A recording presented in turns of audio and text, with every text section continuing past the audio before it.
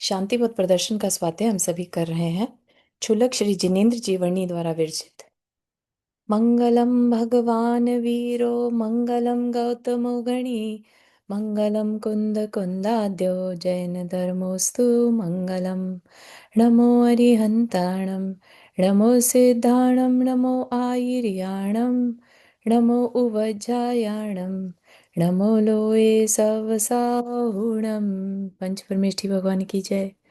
अगले 45 मिनट के लिए सभी प्रकार के पापों को त्याग करके सभी नववर्ण नमोकार मंत्र पढ़ लें।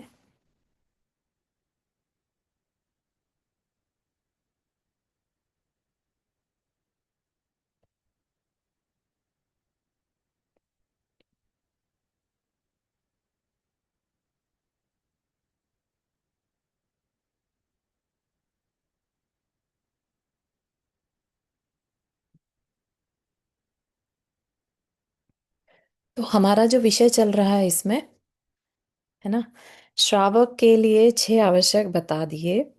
अगर उसे अपने शांति के मार्ग पर बढ़ना है तो ठीक है, अगर उसे दुनियादारी बढ़ानी है, संसार बढ़ाना है, तो फिर उसके लिए ये रास्ता नहीं है। तो उसमें जो 6 आवश्यक बताए उसमें सबसे पहला था देव दर्शन। ठीक है, देव को देखने जाना। देव को क्यों देखने जाना, तो उस पर अपन ने कल चर्चा की थी कि हमारा जो आदर्श है, हमें जो बनना है, हमारा जो गोल है, और जिसने जो प्राप्त कर लिया है, अगर हम उसे देखेंगे तो हमें अपने गोल की याद आती रहेगी। और भी बहुत सारे कारण हैं, तो उसी पर चर्चा चल रही है। जो लॉजिकल माइंड है वो क्वेश्चन रेज कर रहा है कि मुझे मंदिर क्यों जाना, मैं तो घर पे रह के ही कर सकता हूँ, मैंने तो बहुत कुछ समझ लिया अपने आप को, है ना। तो इस तरह के जो इसके अंदर प्रश्न आते हैं, आ सकते हैं, बहुत ही नॉर्मल होता है। तो उन सब के आंसर्स भी हमें यहाँ पर बड़े लॉजिकल वे में दिए जा रहे हैं। ठीक है ना। तो अब नेक्स्ट क्वेश्चन जो यहाँ पर चल रहा है उसमें है मंदिर की क्या जरूरत है, जरूरत ही क्या है। पहले तो था प्रतिमा की जरूरत क्या है, अब कह रहे हैं मंदिर की ही जरूरत क्या है। राइट भाई, घर पे रख लेते हैं या कहीं बाहर में रख लेते हैं। राइट, मंदिर ही क्यों चाहिए। आई थिंक वो लास्ट कल क्वेश्चन भी आया था इस बारे में। और आई थिंक चारू जी का एक क्वेश्चन भी था। तो ट्राई करते हैं। मुझे ऐसा लगता है कि यहाँ पर उसका आंसर आज अपने आप मिल जाएगा। ठीक है। तो देव पूजा की बात चलती है। देव का वह पूजा का स्वरूप दर्शाया जा चुका है। अब प्रश्न यह होता है कि मंदिर की क्या आवश्यकता है। प्रश्न बहुत उत्तम व स्वाभाविक है। ऐसे प्रश्न उत्पन्न करते समय यदि भय लगेगा तो तत्व नहीं समझा जा सकेगा। ठीक है।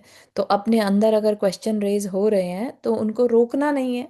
अननेसेसरी हमें दूसरे की नॉलेज टेस्ट करने के लिए क्वेश्चन नहीं करना। ठीक है, वो क्या है, हमारे मान का विषय है।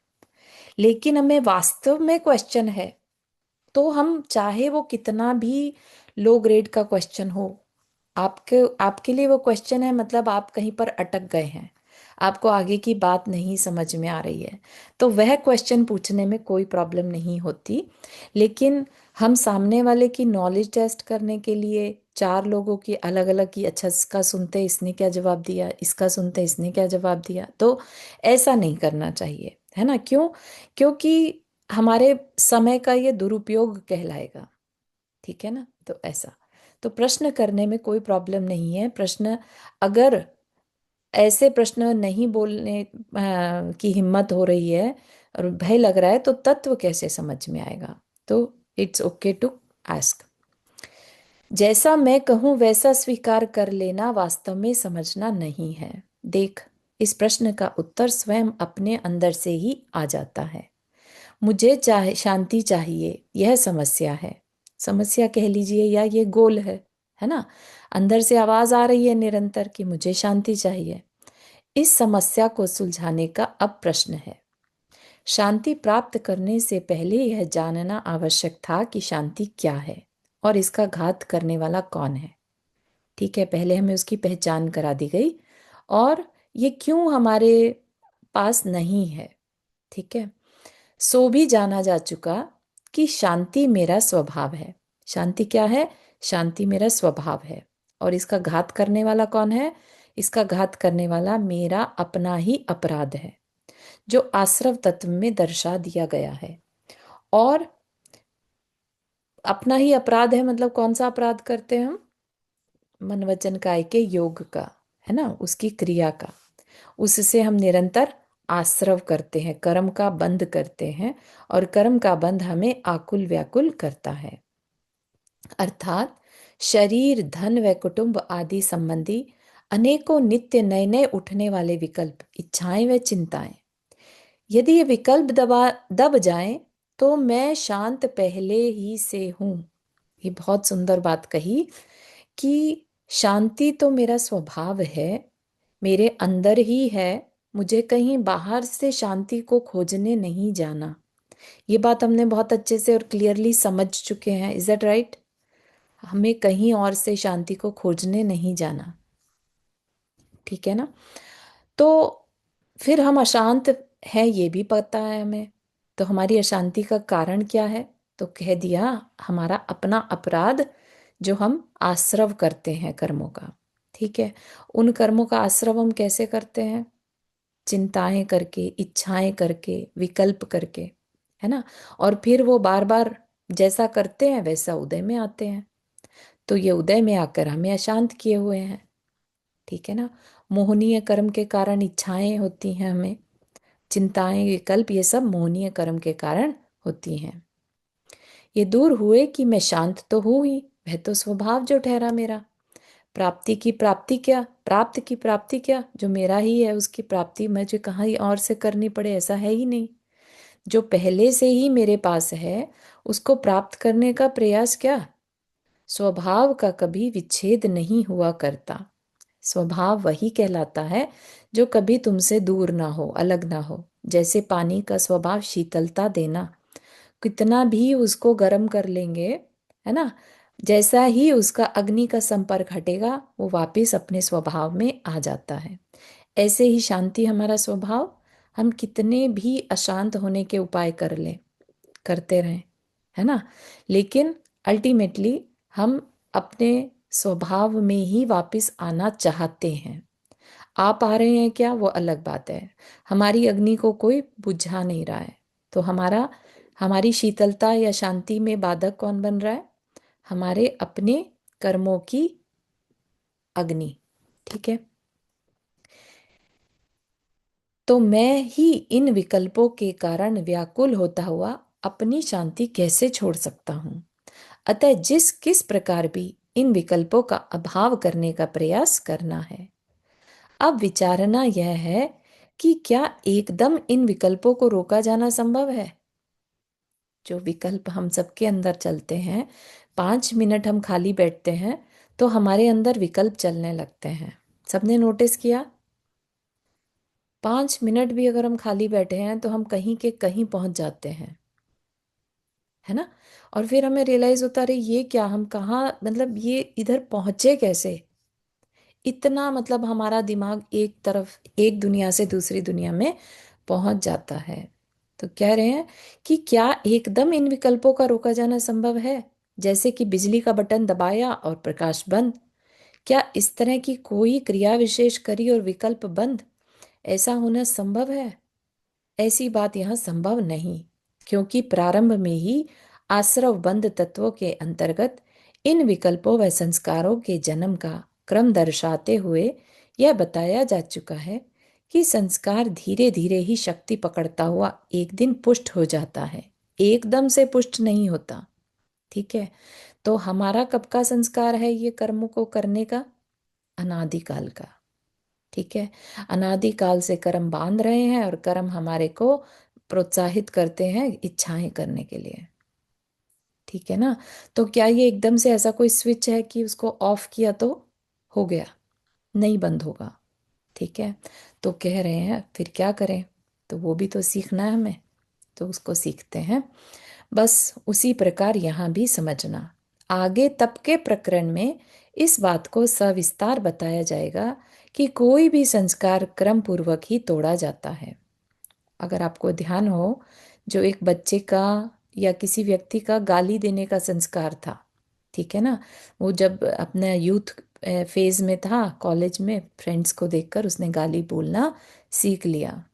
अब उसको गाली की आदत पड़ गई इतनी कि उसको हर बात में गाली, तीन चार गाली एक सेंटेंस में वो बोलता ही बोलता है। ठीक है ना। अब उसको तोड़ने का संस्कार तोड़ने का क्या करना होगा? धीरे धीरे उसे, कोई कहेगा टोकेगा उसको, पहले तो ग्लानि अंदर में आनी चाहिए कि कि मुझे ठीक होना है, ये करना अच्छा नहीं है। फिर वो कहेगा, किसी की हेल्प लेगा कि अच्छा मुझे रियलाइज करा देना नेक्स्ट टाइम मैं बोलने लगूँ तो। ठीक है ना। फिर आगे आगे बढ़ के उसको अंदर से ही जैसे ही गाली निकलने को होगी रियलाइज हो जाएगा कि नहीं नहीं मुझे नहीं बोलना है ना। और फिर धीरे धीरे करते हुए अंदर से गाली आना ही बंद हो जाएगा। लेकिन एक छोटी सी आदत जो कि उसने यूथ में सीखी, कुछ वर्षों की आदत को उसको छोड़ने में इतना टाइम लग रहा है। सोचो, जो अनादि से संस्कार पड़े हैं जो विकल्प करने के, वो कैसे हम एकदम से छोड़ पाएंगे? तो बहुत कठिन पुरुषार्थ है, यही हमें करना है। ठीक है। तो जो शांति पथ प्रदर्शन का मेन गोल है वो अपने विकल्पों को, के संस्कारों को तोड़ना है। ठीक है। जब तक संस्कार समूल नष्ट नहीं होगा तब तक उससे प्रेरित हुआ मैं नित्य नए नए विकल्प भी छोड़ न सकूंगा। रोगी का रोग एकदम दबाया नहीं जा सकता, क्रम पूर्वक और धीरे धीरे ही दबाया जा सकता है।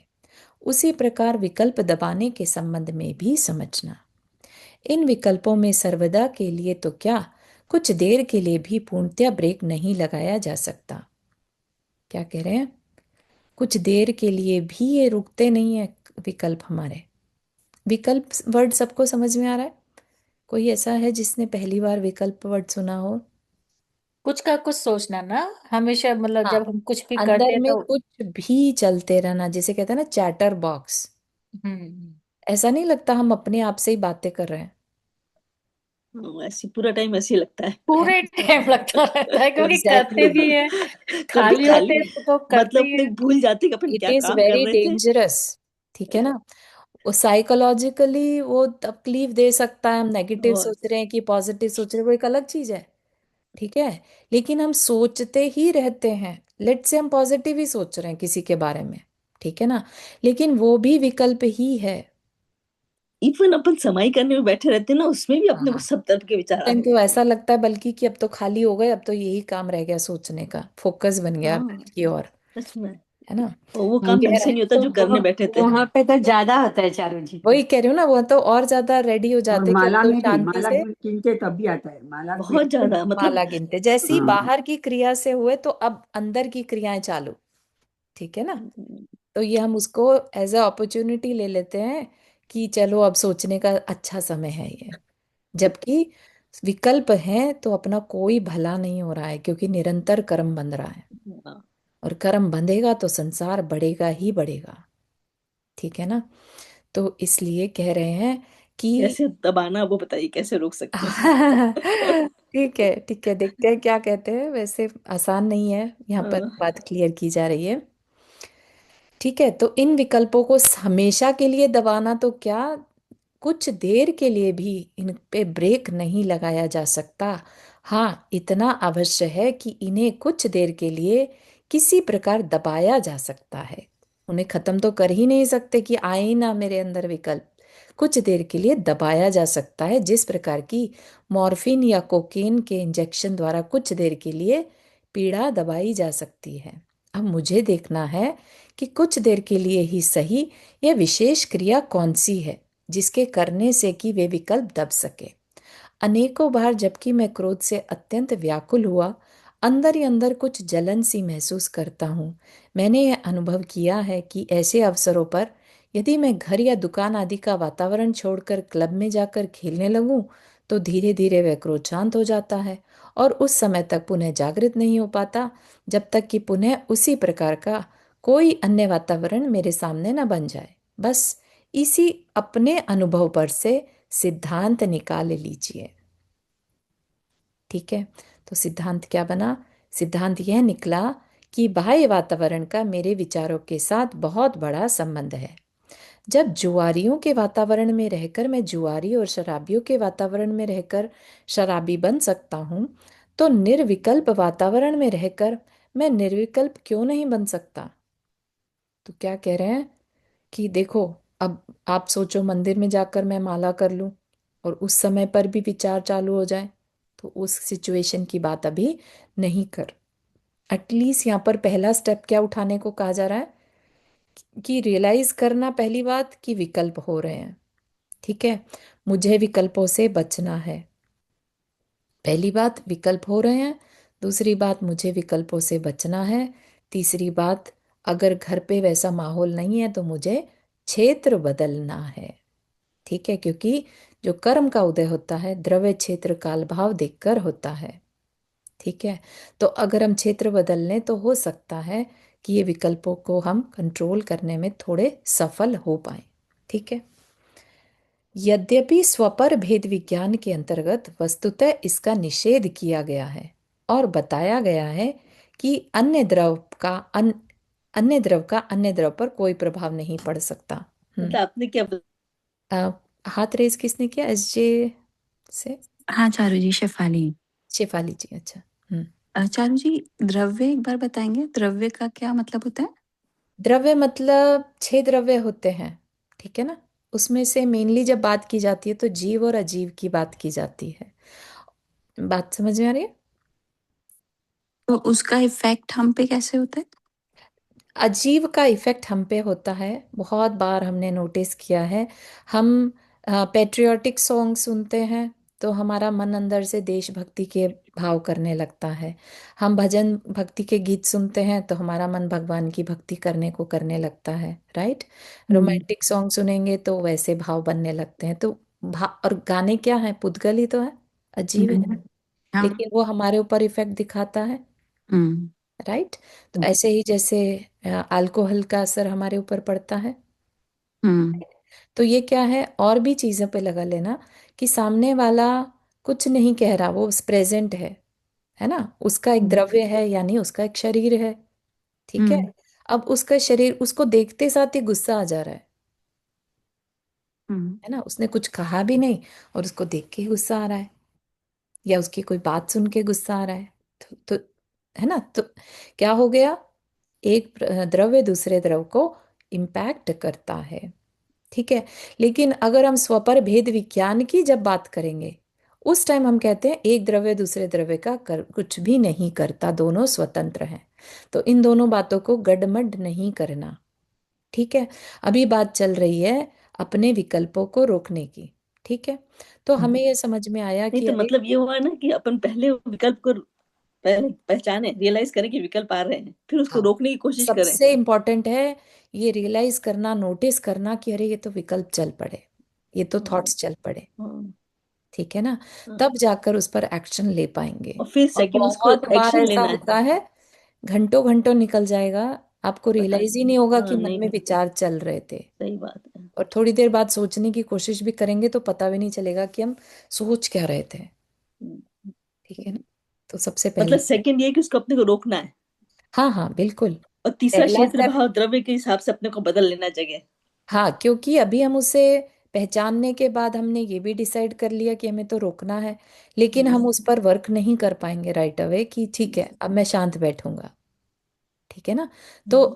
पहला स्टेप, मतलब पहला ऑप्शन ये दिया है जो बिल्कुल ही स्टार्टिंग स्टेज में है, कि वो अपना वातावरण बदल लें। ओके। ठीक है, जैसे कहते हैं ना, दूर हो जाओ, अगर कोई हाँ। पर्सन टॉक्सिक है तो उससे दूर हो जाओ। Thank you. ठीक है ना।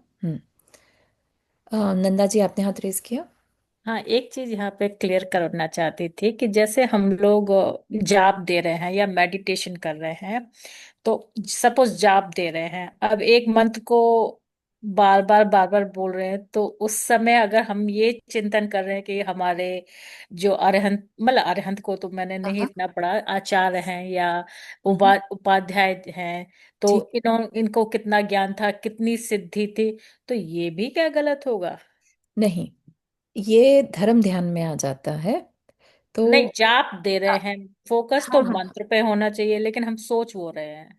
देखो ये कहने को विकल्प तो नहीं रुके, ठीक है। हाँ हाँ। लेकिन ये अंदर में व्याकुलता बढ़ाने वाले विकल्प नहीं है। ठीक है ना। तो ये क्या है, ये हमारे मोक्ष मार्ग में सहायक बनने वाला चिंतन है। हालांकि हम जिस उद्देश्य से बैठे थे हमने वो नहीं किया, जाप करना था। लेकिन चिंतन अगर हम करना भी चाहे ना, करना भी पड़े अगर, तो अच्छा चिंतन करने में कोई बाधा नहीं है। ठीक है ना। ठीक है जी। अपना जितना भी हमने स्वाध्याय किया हम उसको सोचे ना, हाँ बड़े बड़े। उससे हमारे संस्कार स्ट्रांग होंगे। ठीक है ना। बिल्कुल। बढ़िया। तो कह रहे हैं कि एक द्रव दूसरे द्रव का कोई प्रभाव नहीं डालता स्वपर विज्ञान की अपेक्षा से। ठीक है।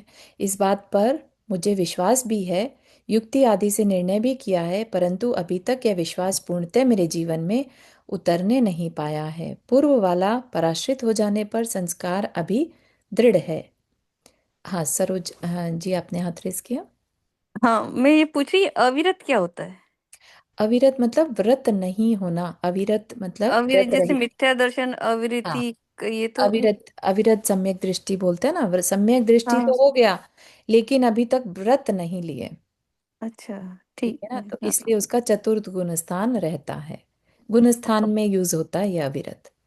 हाँ, ये इसमें भी होता है ना, सम्यक दर्शन में भी मथ्या दर्शन, अविरत, हाँ। कषाय, प्रमाद, ये अम, नहीं, मिथ्या आश्रव, दर्शन के आश्रव हो साथ जाएगा ना। अविरत वर्ड नहीं लगेगा, क्योंकि मिथ्या दृष्टि अवृत्ति ही कहलाता है। ठीक है? आश्रव होता है ना, तो आश्रव। हाँ, अव्रत से अब आश्रव होगा, और व्रत से भी आश्रव होगा, वो कोई दिक्कत नहीं है। लेकिन अविरत मतलब हो गया हमने अभी पापों को रोकने का नियम नहीं लिया। ठीक ओके। है। हाँ। ठीक, थैंक यू। हम्म। अच्छा, तो विकल्प को दबाने के दो उपाय हैं। ठीक है, दो इंपॉर्टेंट उपाय बताए जा रहे हैं यहाँ पर। कि एक तो यह कि स्वपर भेद विज्ञान के द्वारा, कि मैं कौन हूँ, और ये जो सब जो दिख रहा है मुझे, ये सब मेरा नहीं है, ये पर है, टेम्परेरी है, जिसे कहते हैं ना कि अनित्य भावना का ध्यान करके अपने पर ध्यान को ले जाना। ठीक है। स्वपर भेद विज्ञान के द्वारा मैं जहाँ कहीं बैठूं दृढ़ता धारकर वातावरण की ओर दृष्टि न दूं, और अपने शांत स्वभाव को लक्ष्य में लेकर अंतरंग में एक नया वातावरण उत्पन्न कर लूं। ठीक है। अब ये उपाय अगर मैं करने बैठ जाऊं, तो वर्तमान की इस प्रारंभिक अवस्था में अपने को बिल्कुल असमर्थ पाता हूं। ठीक है। हम पहले तो बात यह है कि हम अपने को ही नहीं याद कर पाते, क्योंकि उसके लिए फोकस, बहुत फोकस की जरूरत होती है। ठीक है। अपने तक पहुंच भी जाएं तो कितनी देर तक उस पर फोकस लगा कर बैठ पाएंगे, क्योंकि जब जितनी देर अपने पर फोकस होगा ना, उतनी देर विचार नहीं चलते। विचार जैसे ही अपना फोकस हटता है तो विचार चलने लगते हैं। ठीक है ना। तो कह रहे हैं कि प्रारंभिक अवस्था में ऐसा बहुत मुश्किल है, असमर्थ पाता हूं, क्योंकि बात को समझना सरल है, पर उसको कार्यान्वित रूप देना कुछ कठिन। समझने व श्रद्धा करने में अधिक समय नहीं लगता, पर उसे पूरा करने को एक लंबा समय चाहिए। उपाय ऐसा होना चाहिए जो इस अत्यंत निम्न अवस्था में भी किया जा सकना संभव हो, और मेरी शक्ति से बाहर ना हो। ठीक है ना। आप आपको सबको याद होगा ना, क्वेश्चन क्या था, मंदिर की आवश्यकता क्या।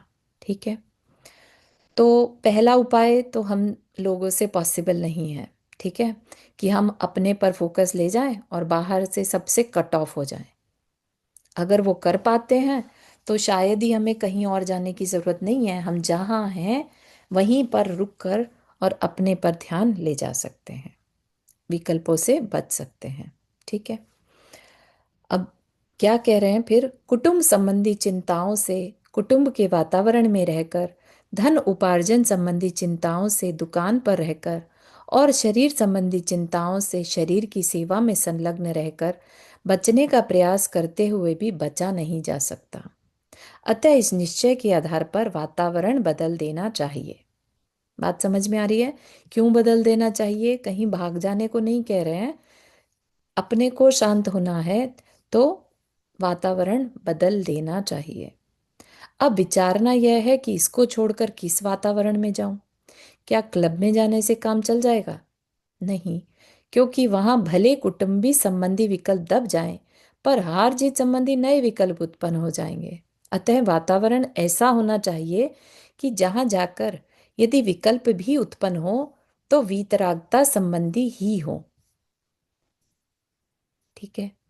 सौभाग्यवश शांति के आदर्श जीवित देव या उनकी प्रतिमा की शरण में जाने से यह प्रयोजन ठीक ठीक सिद्ध हो जाता है, जैसा कि इसके पहले के प्रकरण में दर्शा दिया गया है।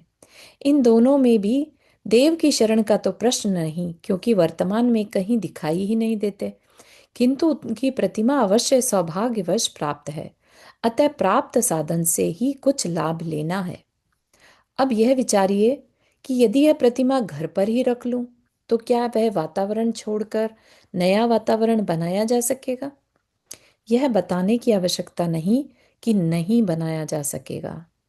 एक और स्त्री की नई नई मांगे, एक और वृद्ध माता पिता की कराहट, एक और बच्चे की चीख पुकार, इन सबके होते हुए प्रतिमा के सामने खड़े हुए भी मेरा उपयोग उनकी उपासना में कैसे लग सकेगा? अतः कोई अन्य उपयुक्त स्थान ढूंढना होगा।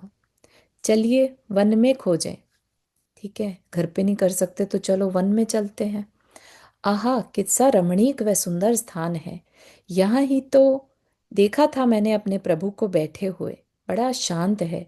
प्रकृति ने मानो अपनी विशाल गोद ही फैलाई है, नगर व ग्राम की सीमा तक मुझे आश्रय देने के लिए। बहुत शांत वातावरण है, इससे अच्छा और क्या हो सकता है।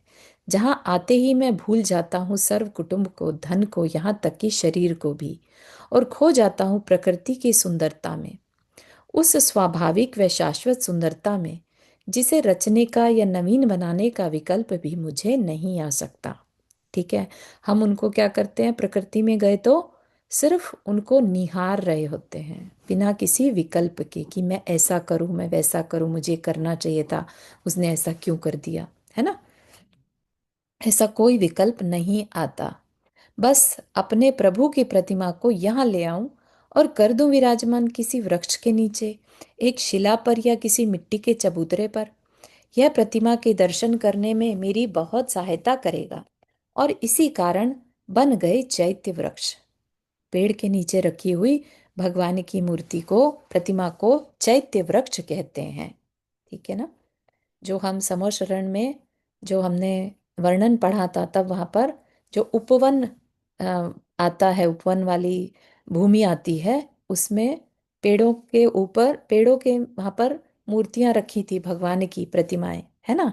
तो वो इसलिए चैत्य वृक्ष कहलाते हैं। ठीक, जिसकी और गुरुदेव पुनः पुनः संकेत करते हैं इस आगम में। चैत्य वृक्ष अर्थात प्रतिमा रखी गई हो जिस वृक्ष के नीचे। प्राचीन समय में चैत्य वृक्ष ही हुआ करते थे, जहां जाकर मैं कुछ देर के लिए भूल जाता था सब चिंताएं और लय हो जाता था प्रभु की शांति में, जैसा कि पहले के प्रकरणों में बता दिया गया है। यह समय वह था जबकि मैं छोटे छोटे गांवों में रहा करता था। 2 फरलांग चला कि चैत्य वृक्ष पर पहुंच गया। फालतू समय भी काफी होता था। 150 छोटी छोटी झोपड़ियों का ग्राम होता ही कितना बड़ा है। चारों ओर वन ही वन पड़ा है और हैं हरे हरे खेत, है ना। या फिर ऐसा समझ लीजिए, ऐसा कुछ जो है चतुर्थ काल में पॉसिबल हुआ करता होगा, है ना, इसी तरह का कुछ। परंतु समय ने पलटा खाया और आज मैं रहता हूँ बड़े बड़े नगरों में, जहां से यदि कई मील चल दिया जाए तो भी मैं वन में प्रवेश न कर सकूंगा। सड़कों आदि पर बड़ा व्याकुल सा वातावरण रहता है और आज इतना समय भी तो नहीं है मेरे पास कि मीलों चला जाऊं वन में भगवान के दर्शन व पूजा करने और घर पर लौट आऊं। संभवतः आधा दिन लग जाए इस काम में। फिर मैं गृहस्थी भला कैसे दे सकता हूँ इतना समय। यदि गुरुदेव की प्रेरणा से या अंतःकरण करण की प्रेरणा से कुछ समय निकालने का प्रयत्न भी करूं तो बड़ी कठिनाई से 15 मिनट या आधा घंटा। और फिर इतना समय भी फालतू कहाँ है मेरे पास। ज्यादा से ज्यादा हम 15 मिनट, आधा घंटा या 1 घंटा, है ना। वन को अनुकूल वातावरण के रूप में प्रयोग करना आज असंभव है। अतः कोई अन्य कृत्रिम मार्ग निकालना होगा, जो भले ही उतना सुंदर व स्वाभाविक न हो, पर जिस किस प्रकार भी वहां मेरे प्रयोजन की सिद्धि कुछ हो सके। और निकल ही आया एक उपाय। नगर ही में एक पृथक स्थान व मंदिर बना डालो और उसके अंदर घर संबंधी कोई सामान न रखो। वहां हो मेरे प्रभु की प्रतिमा शांति के दर्शन के लिए।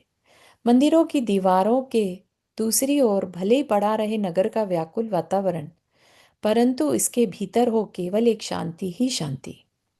चहु और दीवारों पर खींचे हों या तो प्राकृतिक दृश्य या शांत महापुरुषों के चित्र, और या हो शांति के उत्पादक कुछ गुरु वाक्य, ताकि इस स्थान में आकर जिधर भी दृष्टि उठाऊं शांति दिखाई दे। एक शांति, इसे कहते हैं मंदिर, अर्थात शांति का घर। यद्यपि आज इस विलासिता के युग में आकर इसमें भी विलासिता का विषैला अंश प्रवेश पा गया है। सोने चांदी की अधिकाधिक सामग्री के रूप में, कुछ बर्तनों के रूप में, छत्र चमरों के रूप में, बड़े बड़े संग्रहों के रूप में, फर्नीचर के रूप में, परंतु फिर भी यहाँ अन्यत्र की अपेक्षा शांति है। कर्तव्य तो यह है कि इस विषैले अंश को यहाँ से निकालने का प्रयत्न करूं, और कर भी रहा हूं। कुछ सफलता भी मिली है। अब यहाँ नवीन आदर्श मंदिरों की स्थापना की जा रही है, जहाँ न स्वर्ण का छत्र है, न चमर, न बर्तन भांडी की खड़खड़ाहट, न अधिक चौकियों आदि का संग्रह, न अधिक प्रतिमाएं, न लौकिक आकर्षण। केवल एक विशाल प्रतिमा और एक बड़ी टेबल तथा बैठने के लिए कुछ आसन। यह है मेरे प्रयोजन की सिद्धि में सहायक शांत वातावरण। एक बार थोड़ा सा और पढ़ दीजिएगा यही वाला पैराग्राफ कि आदर्श मंदिर इन्होंने कैसे बताया है। हाँ, तो वो बेसिकली ये कह रहे हैं यहाँ पर कि बहुत जगमगाहट वाले मंदिर भी नहीं होने चाहिए। क्यों नहीं होने चाहिए? कारण कि हम उसी में उलझ कर रह जाएंगे। जैसे अम, पहले के टाइम में, पहले का टाइम नहीं मतलब समोशरण में है ना, गंधकुटी में जाना है तो पहले की 7 भूमियों को क्रॉस करना पड़ता है। 7 भूमियाँ जो है रंग भूमियाँ होती हैं, तरह तरह के वहाँ पर नाट्यशालाएं चल रही होती हैं। कहीं मतलब वहां पर रत्नों की बनी हुई प्रतिमाएं हैं या कुछ और है, राइट।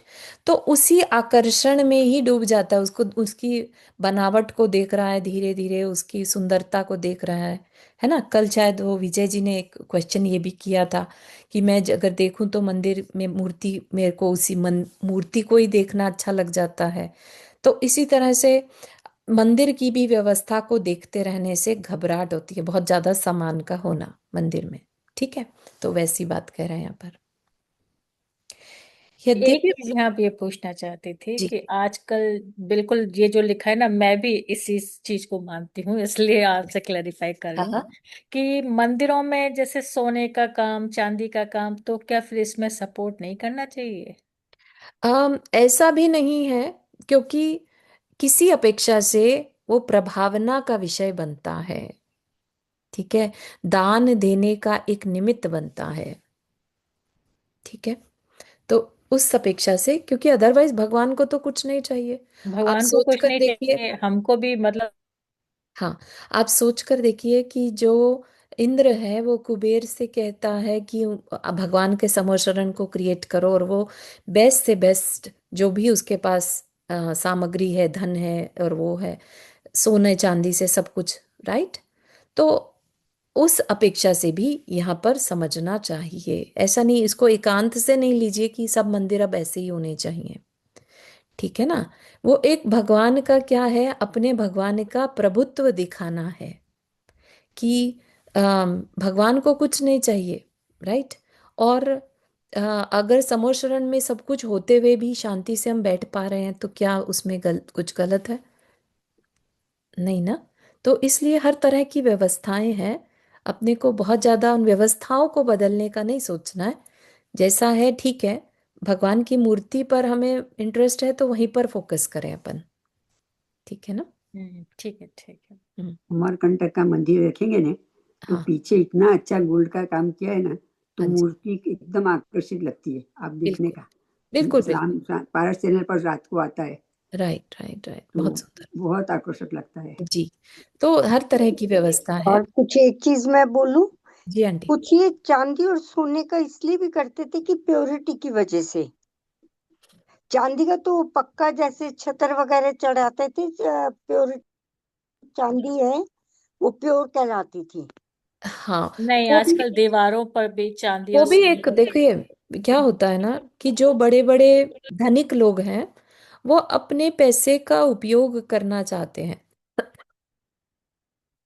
जयपुर में पहले बड़े बड़े जो ज्वेलर होते थे, राइट, उनके पास कभी कहीं से कुछ जैसे ऐसे सेट भी हुए थे जो एक पर्टिकुलर साइज से बड़ा अगर कोई उनके पास रत्न आ गया, क्रिस्टल आ गया, तो वो उसकी प्रतिमा बनवा देते थे बजाय उसको यूज करने के। समझ रहे हैं हम? तो इस तरह से देने वाले जो हैं वो अपनी तरफ से बस मुझे कुछ करना है इस मंदिर के लिए, तो क्या करना है, चलो मैं चांदी दान कर। महावीर जी में और बहुत मंदिरों में हाँ जी। स्फटिक मणियों की मूर्तियां रखी हुई हैं। और इधर हाँ। कौन से एक जगह जगह में भूल गई नाम। हाँ कई जी। हाँ जगह बिल्कुल स्फटिक मूर्तियां वो लोगों ने दान बिल्कुल दी हुई हैं अपने बिल्कुल। साउथ वो में, साउथ में ज्वेलर्स में। अम, ठीक हुआ नंदा जी? हाँ, ठीक है। हमें ज्यादा सोचना नहीं चाहिए, नहीं बस ये चाहिए, निकला। बिल्कुल बिल्कुल, एग्जैक्टली। सरोज जी आपने हाथ रेस किया। मैं बोलूँ कुछ। हाँ, आनंद जी आप बोलिए। हाँ, वो थोड़ा गलती से हो गया। ओके। बेलूर कारकल, दक्षिण भारत में ऐसे बहुत मंदिर हैं जहाँ ऐसे रत्नों की बहुत मंदिर है, प्रतिमाएं मिलेंगी। अच्छा, बहुत है। बहुत सुंदर। हमने कभी साउथ के मंदिर नहीं देखे हैं, बट डेफिनेटली कभी मौका लगेगा तो देख कर आएंगे। धन्यवाद। साउथ में बहुत है। हम्म। बहुत एक चीज शेयर करूं मैं यहाँ पर। हाँ जी। सॉरी, मैं बाद में करूंगी क्योंकि अच्छा मैं ठीक, रिकॉर्डिंग में नहीं करना। ठीक है। चलिए आगे बढ़ते हैं। यद्यपि प्रभु को तो कुछ नहीं, वे तो वीतराग हैं, कहीं भी बैठा दो ले जाकर, निश्चल व निर्विकल्प ही रहते हैं, पूर्ण जो हो गए हैं। परंतु प्रभु के मंदिर में ये विलासिता के अंश अनेक प्रकार के विकल्प पैदा करते हैं मेरे मन में। अभी मैं तो अभी चलना भी नहीं सीखा हूँ, इस कारण मंदिर में विलासिता का दृश्य खटकने लगता है आंखों में। सो ठीक ही है, फिर भी अपना काम निकालना है। यदि आदर्श मंदिर उपलब्ध हो जाए तो बहुत अच्छा, नहीं तो इन मंदिरों से ही काम चलाओ, है ना नंदा जी? जैसा अपने को बहुत ज्यादा सोचना नहीं है, हम्म। जरा अधिक बल लगाना पड़ेगा इस रूप में कि दृष्टि के सामने पड़े आकर्षक पदार्थों की ओर मेरा ध्यान खींचने न पावे। परंतु घर व दुकान आदि से फिर भी अच्छा है, अनेकों अन्य विकल्पों से तो छुट्टी मिलती ही है। दो प्रकार की मुख्य बाधाएं हैं जो मेरी शांति को बाधित करता है। एक है इंद्रिय ज्ञान और उनके द्वारा जाने गए पदार्थ, ठीक है, और दूसरा है मन। ये पहला तो हो गया इंद्रिय, और दूसरा मन, और उसमें उत्पन्न होने वाले प्रत्यक्ष व अप्रत्यक्ष पदार्थों संबंधी विकल्प। इन दोनों बाधाओं में से इंद्रिय ज्ञान संबंधी बाधा स्थूल है, क्योंकि वह बाहर में पड़े पदार्थों का आश्रय लिए बिना उत्पन्न नहीं होती, और मन संबंधी बाधा बाधा सूक्ष्म है, क्योंकि इसके विकल्पों को बाह्य में किसी पदार्थ के आश्रय की आवश्यकता नहीं रहती। बात समझ में आ रही है कि इंद्रियां क्या करती हैं? इंद्रियां तो विषय होगा, जैसे छू कर देखा अच्छा लग गया, है ना? आंखों में कोई दृश्य दिख रहा है तो सामने है तो दिख रहा है, सामने से हट जाए तो नहीं दिख रहा है, तो अब इंद्रियों का कोई विषय नहीं रह गया वहां पर, ठीक है। लेकिन वही दृश्य जो हमने देखा था, घर आकर हम उसके बारे में सोच रहे हैं। दृश्य अब आंखों के सामने नहीं है, इंद्रियों से कुछ नहीं हो रहा है, लेकिन मन में वही सीन बार बार चल रहा है। ये क्या है? ये विकल्प है, ठीक है। मंदिर के वातावरण व घर आदि के वातावरण में इतना ही अंतर है कि घर आदि में तो दोनों प्रकार की बाधाएं संभव हैं, परंतु मंदिर में केवल मन संबंधी, ठीक है। तो एटलीस्ट हाफ जो हमने व्याकुलता के कारण थे उसको आधा खत्म कर दिया, क्योंकि रागात्मक बाह्य पदार्थ वहां दिखाई ही नहीं देते। घर बैठकर विकल्पों के प्रशमन का पुरुषार्थ करने में दोनों प्रकार की बाधाओं का सामना करना पड़ता है, जिससे अधिक बल की आवश्यकता है। मतलब कि मेहनत ज्यादा करनी होगी घर पर बैठकर विकल्प का शमन करने में, यानी उनको दबाने में जो पुरुषार्थ है वो डबल होगा, क्योंकि दोनों प्रकार की बाधाओं का सामना करना होगा। और मंदिर में बैठकर वही पुरुषार्थ करने में केवल एक बाधा का सामना करना पड़ता है। इसके अतिरिक्त प्रतिमा की उपस्थिति मुझे शांति के दर्शन करने में सहायता देती है, इसलिए कम बल से भी काम चल जाता है। यदि विकल्पों के प्रशमन के लिए, प्रशमन मतलब शमन के लिए, दबाने के लिए पर्याप्त बल मुझ में हो तो मंदिर की वास्तव में कोई आवश्यकता नहीं थी। तब तो घर पर बैठे, चाहे रेल में बैठे या सड़क पर चलते किसी स्थान पर भी मैं विकल्पों को दबाकर शांति में मग्न हो जाता। परंतु अनुभव करने पर यह जाना जाता है कि जीवनचर्या में विकल्प बजाय दबने के अधिक अधिक वृद्धि को ही प्राप्त होते हैं। ठीक है, क्या हो रहा है? जीवनचर्या में विकल्प बजाय दबने के अधिक अधिक वृद्धि को ही प्राप्त होते हैं। इसलिए विकल्प शमन के प्रयोजनार्थ घर आदि का वातावरण प्रतिकूल पड़ता है और मंदिर का वातावरण अनुकूल। आगे भी सभी जगह यही सिद्धांत लागू करना होगा कि अनुकूल वातावरण में रहकर पुरुषार्थ करने में कम बल लगाना पड़ता है ना? सभी को ये बात तो मालूम ही है, फील में आती भी होगी, है ना? जिस दिन घर में अगर किसी से झगड़ा हो जाए तो मंदिर में जाकर भी मन नहीं लगेगा, राइट? और अनुकूल वातावरण हो तो घर में भी मन लग सकता है, ठीक है ना? मंदिर में तो लग ही जाएगा, लेकिन घर पर भी मन लग सकता है। ठीक, तो इसीलिए जिस किस प्रकार भी प्रतिकूल निमित्तों का त्याग और अनुकूल निमित्तों का ग्रहण करने को दृष्टि से ओझल नहीं किया जा सकता। तो इस बात को हमेशा ध्यान रखना। बहुत लोग कहते हुए पाए जाएंगे कि अरे ये तो किसी से बात नहीं करते, है ना, या तो कम बोलते हैं, राइट, या किसी से मिलते जुलते नहीं। लेकिन अगर हमें अपने मन की शांति चाहिए, है ना, तो हम अपने पर फोकस करना चाह रहे हैं तो हमें उन विकल्पों से, प्रतिकूल निमित्तों से बचना ही होगा। ठीक है, क्योंकि अभी हम में इतनी शक्ति नहीं है कि वो कुछ भी कहे करता रहे सामने वाला और हम बिल्कुल शांत बिना किसी विकल्प के खड़े रहे। अगर वो सिचुएशन में पहुंच जाएंगे तो बहुत बड़ी बात है, ठीक है ना? तो कह रहे हैं उसको हाईलाइट करके कि प्रतिकूल निमित्तों का त्याग और अनुकूल निमित्तों का ग्रहण करने को दृष्टि में ओझल नहीं किया जा सकता, कारण कि मैं अधिक बल वालों की कोटि में नहीं हूं। मेरी शक्ति बहुत हीन है और जरा सी बात में विकल्प उठ खड़े होते हैं। आगे यद्यपि शक्ति बढ़ती चली जाएगी, तदपि तद अनुसार अनुकूलताएं बनाने का प्रयास बराबर चलता रहेगा, भले ही पहले की अनुकूलताओं का आगे चलकर कोई मूल्य न रह जाए। मतलब कि जो चीजें हमें पहले अनुकूल लगती थी कि ये हो जाए ना तो फिर मैं शांति से बैठूं, है ना, अब जब हमारी प्रैक्टिस हो गई, शक्ति बढ़ गई, हमारे अंदर बल बढ़ गया, तो अब वो अनुकूलता हो ना हो उससे मैटर ही नहीं कर रहा। इसलिए कह रहे हैं कि पहले की अनुकूलताओं का आगे चलकर कोई मूल्य न रह जाए।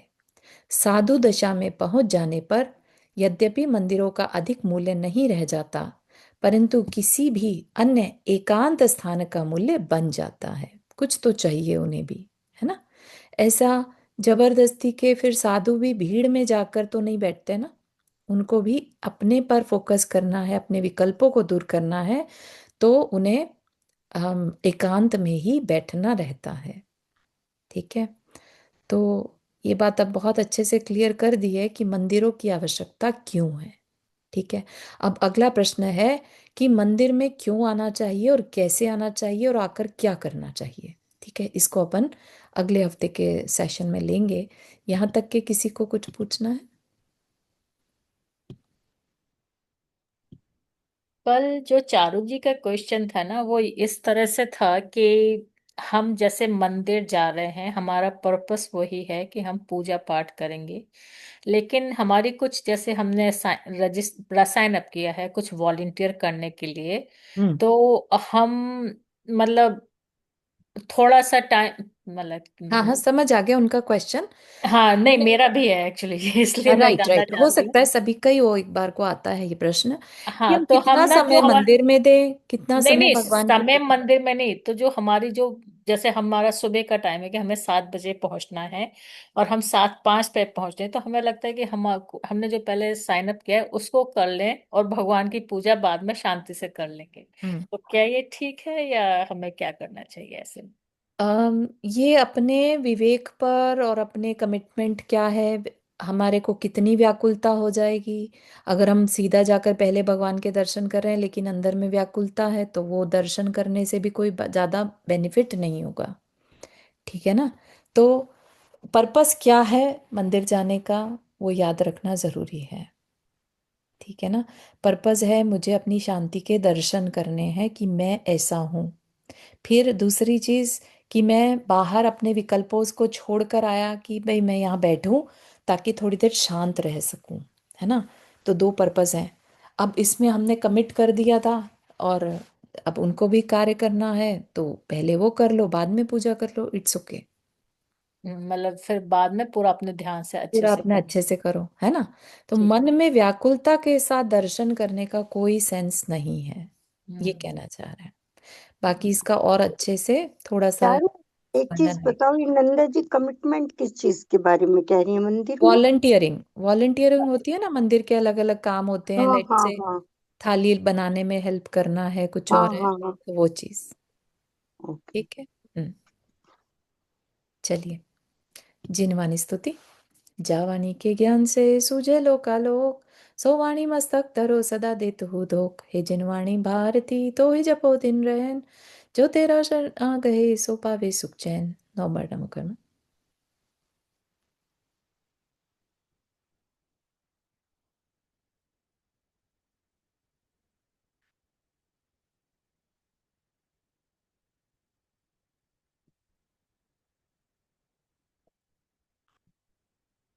सभी को जय जिनेन्द्र। जय जिनेन्द्र सभी को, जय जिनेन्द्र। जय जिनेन्द्र सभी को। जय जिनेन्द्र चारू सबको। जय जिनेन्द्र सबको। जय जिनेन्द्र।